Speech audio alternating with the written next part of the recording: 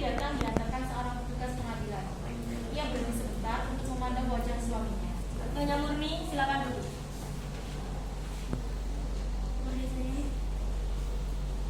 Mendengar kata saya itu, Murni mengalihkan muka lalu duduk tertunduk. Pembela mendekati Munti lalu berkata, Nyonya, ada sedikit pengakuan yang ingin didengarkan oleh majelis hakim yang mulia. Kami mengetahui bahwa dulu Nyonya adalah kekasih Kapten Anwar. Tapi orang yang mencintai Nyonya bukan dia satu-satunya. Ada lagi yang lain, yaitu Maya Fahri. Suami Nyonya yang sekarang juga mencintai Nyonya. Kemudian Kapten Anwar dijatuhi hukuman mati oleh pengadilan Medan Kelapa. Yang menjadi ketua pengadilan itu adalah Maya Fahri, suami Nyonya. Saya ingin mengajukan beberapa pertanyaan. Harap Nyonya jawab dengan jujur dan tunjukkan kepada majelis hakim. Sudah berapa tahun Nyonya berumah tangga dengan saudara Fahri? Lebih dari 30 tahun. Waktu yang cukup panjang untuk mengenali pribadi seseorang.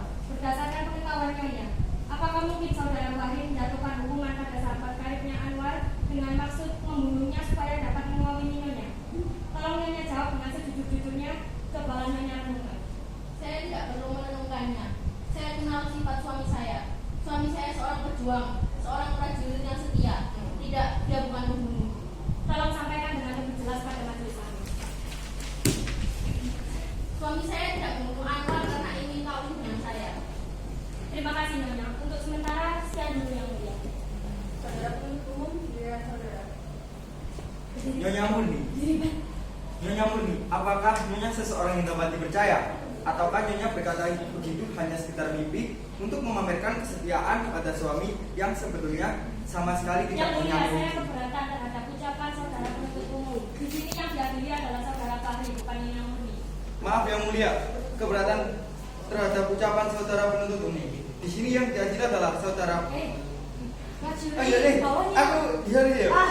Maaf yang mulia, saudara pembela terlalu terburu nafsu. Saya belum selesai bicara.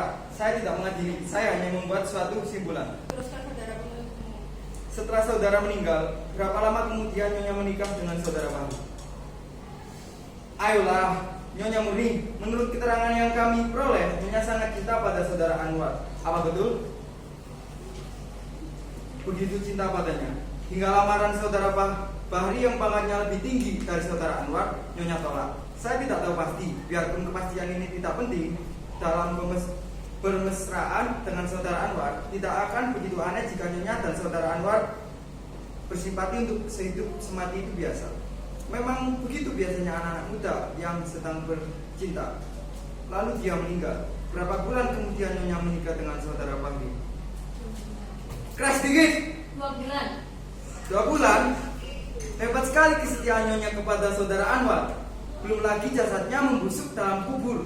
Nyonya sudah berpaling dengan lelaki lain, saingannya. Perempuan apa Nyonya sebetulnya? Perempuan pengobrol cinta yang pindah dengan mudah dari lelaki ke satu lelaki lain. Penjual mulut manis, pendusta, pembohong. Saya keberatan atas pertanyaan saudara penuntut umum.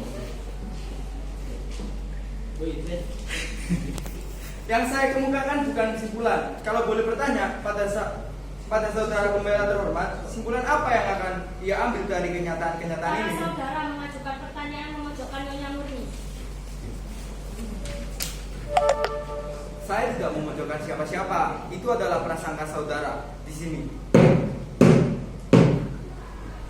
Saudara-saudara, bicara melalui hati. Maaf yang mulia. Saudara penuntut umum, teruskan. Untuk sementara sekian dulu yang mulia. Saudara pembela, silakan.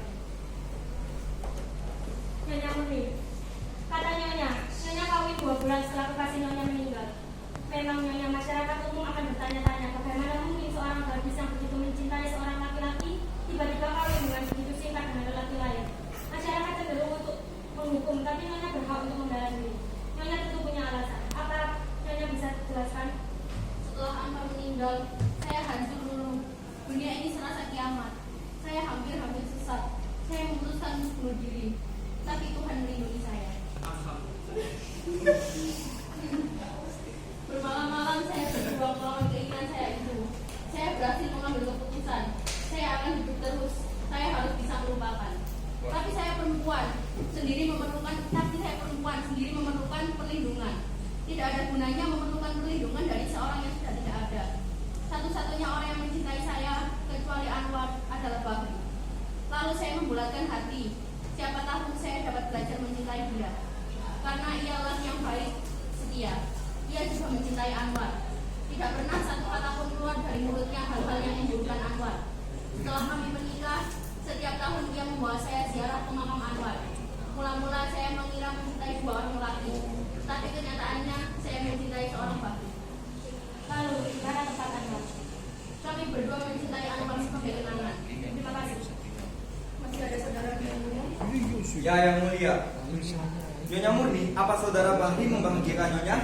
Ia berusaha supaya membahagiakan saya dan saya membahagia.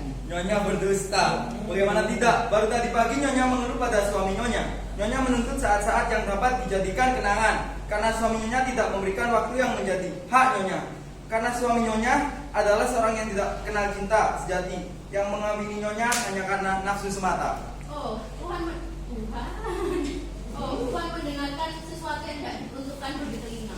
Itu tidak menjadi soal. Di sini tidak ada rahasia. Bukan karena percakapan itu percakapan rahasia, tapi karena Tuhan tidak akan pernah mengerti bahasa yang kami pergunakan. Karena bahasa yang berlaku antara suami istri adalah bahasa khusus yang hanya dapat dimengerti oleh mereka berdua. Mungkin kata-katanya sama dengan yang Tuhan dengar di pasar atau baca di koran, tapi setiap kata dibebani rasa yang tumbuh dari suka duka kehidupan kemesraan mereka berdua. Kalau begitu, tidak masuk akal sama sekali usaha manusia mendirikan pengadilan untuk menetapkan suatu perceraian. Perceraian tadi, jadi bahasa itu sudah mati dan digantikan oleh bahasa pasar dan bahasa koran yang jadi milik orang banyak. Baik, saya tidak akan memasuki persoalan itu lebih jauh, yang mulia. Yang ingin saya buktikan ialah bahwa saudara Bahri adalah seorang yang dikendalikan oleh hawa nafsunya. Nyonya, waktu saudara Bahri melamar Nyonya dan Nyonya menolak lamarannya, apa kata-kata yang diucapkan oleh saudara Bahri? Saya mengerti kekecewaannya. Apa yang dia ucapkan tidak penting. Penting atau tidak penting adalah urusan majelis hakim. Apa katanya? Saya sudah lupa. Ayolah Nyonya, Nyonya tidak lupa. Yang mulia, apa boleh saya mengatakan sesuatu pada istri saya? Silakan. Katakan yang sebenarnya, Murni. Hanya kebenaran yang bisa menyelamatkan saya. Ia berkata, sekarang soalnya sudah jelas. Apa yang menjadi niat waktu tertuduh menjatuhkan hukuman mati sudah jelas. Ia ingin membunuh saksi yang merupakan saingan baginya. Bapak Hakim, yang mulia, apakah boleh saya mengajukan sebuah barang bukti? Saya kira tidak perlu lagi. Yang mulia, apapun keputusan yang akan dijatuhkan oleh yang mulia, satu hal harus pasti. Keputusan itu harus berdasarkan kebenaran tersebut. Dunia sudah terlalu syarat dengan segala macam prasangka. Baik, silakan. Surat ini ditulis pada malam setelah tertuduh menyampaikan lamarannya pada saudara Murni. Surat ini kemudian dikirimkan pada Murni dengan bantuan seorang prajurit. Tapi prajurit itu terbunuh dan surat ini tidak sampai ke tangan Murni. Surat itu ada pada saya. Saya minta supaya yang mulia sudi membacakannya.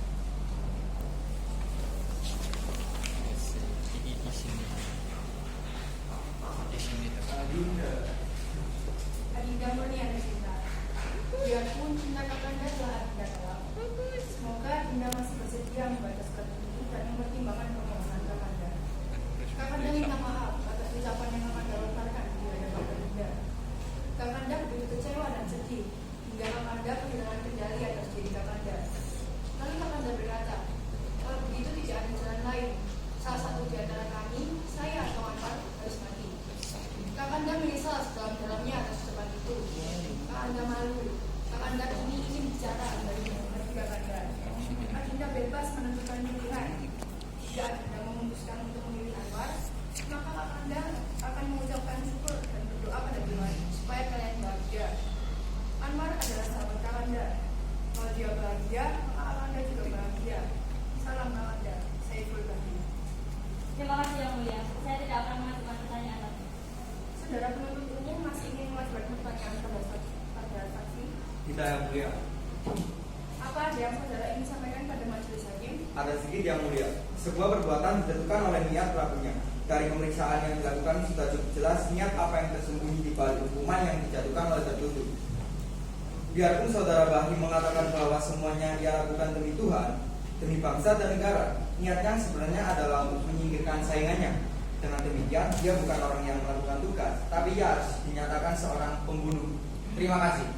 Saudara pembela, saudara saya persilakan untuk menyampaikan pembelaan saudara yang terakhir pada majelis hakim. Majelis hakim yang mulia, kini sampailah saya pada akhir tugas saya, yaitu membantu dengan sekuat tenaga menegakkan kebenaran dan mengembalikan hak kepada yang berhak. Perbuatan seseorang dinilai menurut niat pelakunya, tapi siapakah yang dapat mengetahui niat seseorang? Dan jika toh dapat kita ketahui, maka kita akan menilainya menurut keterbatasan pribadi kita juga. Oleh karena itu, majelis hakim yang mulia, satu-satunya yang dapat menghakimi adalah pelaku itu sendiri. Tapi itu hanya akan terjadi jika hati sanubari orang tersebut masih berfungsi sebagaimana mestinya. Jika suara hatinya masih bisa membedakan yang benar dan yang salah. Yang terbukti dalam mahkamah ini tidak apa-apa, kecuali bahwa saudara Saiful Bahri yang sekarang ini dihadapkan dengan sebagai tertuduh adalah seseorang yang jujur, rendah hati, percaya pada Tuhan, dan seorang